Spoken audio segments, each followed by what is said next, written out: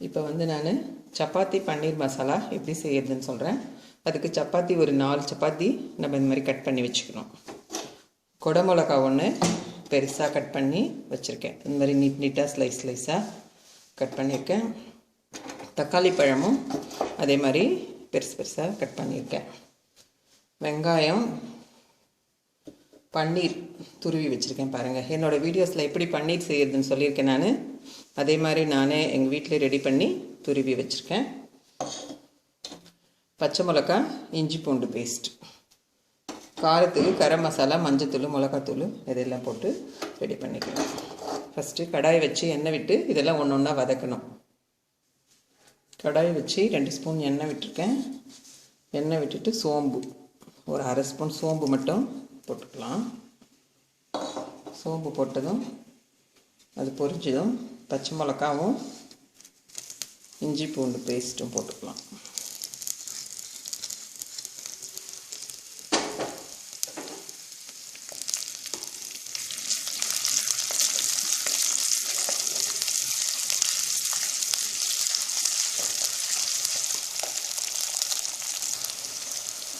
வெங்காயம் போட்டுக்கணும். வெங்காயமும் நீட்டாக கட் பண்ணியிருக்கேன் நான். இது வதங்கந்தும் தக்காளி போட்டுக்கலாம். வெங்காயம் வதங்கிடுச்சு. இப்போ வந்து தக்காளி போட்டுக்கணும். தக்காளி இதே மாதிரி நீட்டாக கட் பண்ணி வச்சுருக்கேன் நான். தக்காளி போட்டு அது வதங்கின அப்புறம் குடமிளகா போடணும். தக்காளி நல்லா வதங்கிடுச்சு. இப்போ வந்து குடமிளகா கட் பண்ணி வச்சுருக்கோம், அதை போட்டுக்கணும். இதுவும் கொஞ்சம் நல்லா வதக்கணும். நம்ம இந்த எண்ணெயில் வதக்கும் போதே எல்லாமே குக் ஆகிடும். ஒன்றா வதக்கிட்டு அப்புறமா நம்ம உப்பு காரம்லாம் இதில் போட்டுக்கலாம்.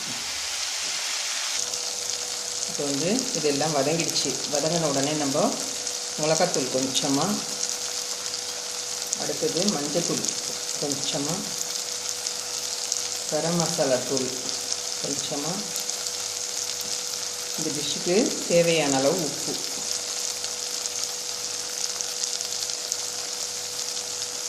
சுத்தமாக போட்டுட்டு இந்த பன்னீர் போடணும். இப்போ இந்த பன்னீர் போட்டு லேசாக அப்படியே ஃப்ரை பண்ணிடலாம்.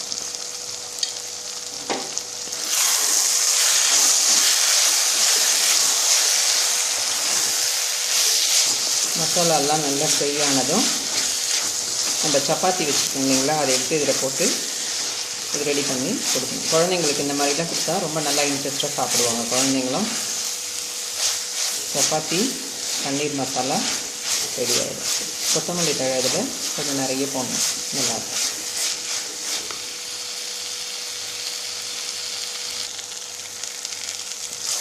மசாலாலாம் போட்டு நல்லா ஃப்ரை பண்ணியாச்சு. பாருங்கள், அந்த பச்சை வாசனை எல்லாம் போயிடுச்சு. இப்போ வந்து நம்ம கட் பண்ணி வச்சுருக்கோம் இல்லைங்களா சப்பாத்தியை, இது மேலே அப்படி போட்டுக்கணும். நான் 4 சப்பாத்தி கட் பண்ணி வச்சுருக்கேன்.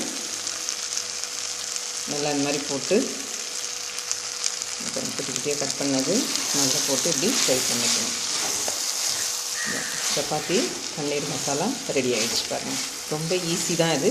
குழந்தைங்களுக்கெல்லாம் நீங்கள் இந்த மாதிரி செஞ்சு கொடுத்தா சாப்பிடுவாங்க.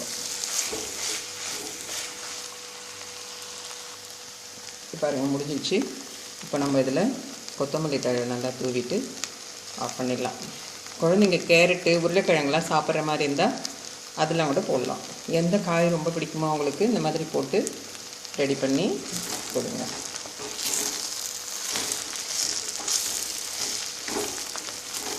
சப்பாத்தி பன்னீர் மசாலா ரெடி ஆகிடுச்சு. பாருங்கள், இதே மாதிரி கடைசியில் கொத்தமல்லி தழை போட்டுட்டு ஆஃப் பண்ணிடலாம்.